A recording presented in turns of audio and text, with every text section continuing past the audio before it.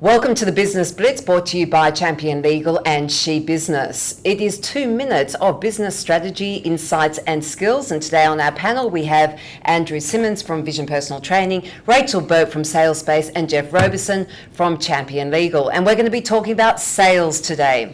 So I'm going over to our expert, Rachel.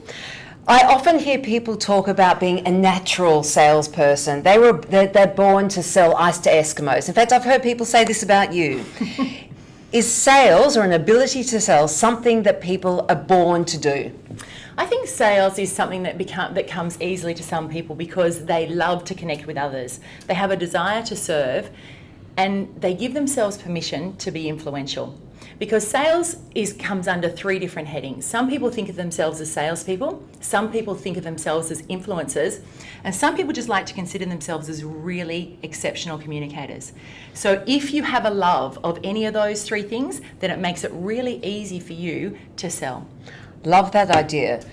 Geoff, we were talking earlier on about the professional services and how that's changed over the years. Do you have salespeople, communicators or influencers in your legal firm? I think we have all of the above, but it has become far more scientific in recent years as I see it. I mean, we do a lot of transactional work, for example, but you can't just do that job for a client anymore. You need to know the client and you need to become an influencer.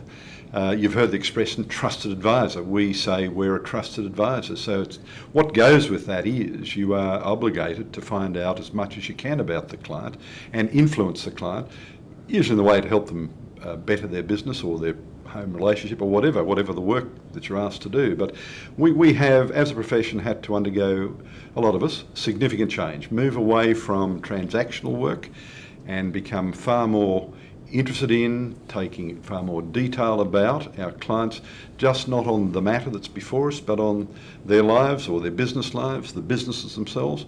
We spend an inordinate amount of time now prior to doing any work. If a company comes in, we look at the web page, we go look at the blog, we look at the newsletter, we do a company search to see the names, the directors, their birth dates, their places of birth. So that comes back to Rachel's point, which is you've got to love communicating, you've got to love being with people and want to know about people. And have a desire to serve. As Geoff's saying, to serve someone, you need to know as much about them as possible, and you need to have an interest in what makes them tick and what's valuable to them. So I love this. So sales is developing as a profession, as a service. It's much broader than what we have in our head as what we thought sales was.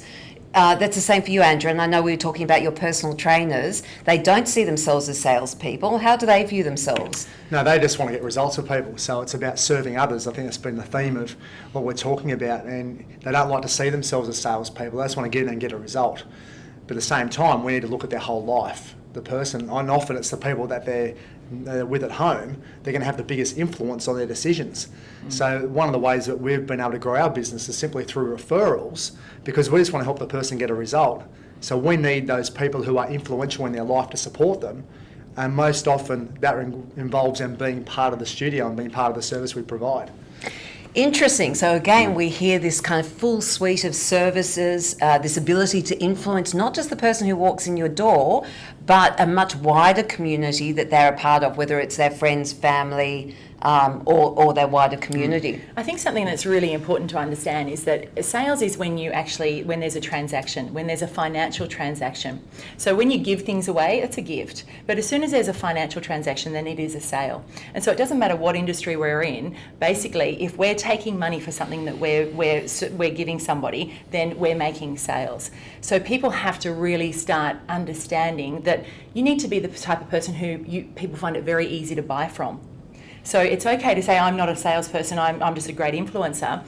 But as soon as someone is going to give you their money for something, they have a very high expectation of what they expect you to be when they're speaking with you in that sales type of conversation. And if you're not that person, then you can be a huge disappointment. And even though they desperately want to work with you, they can very often say no.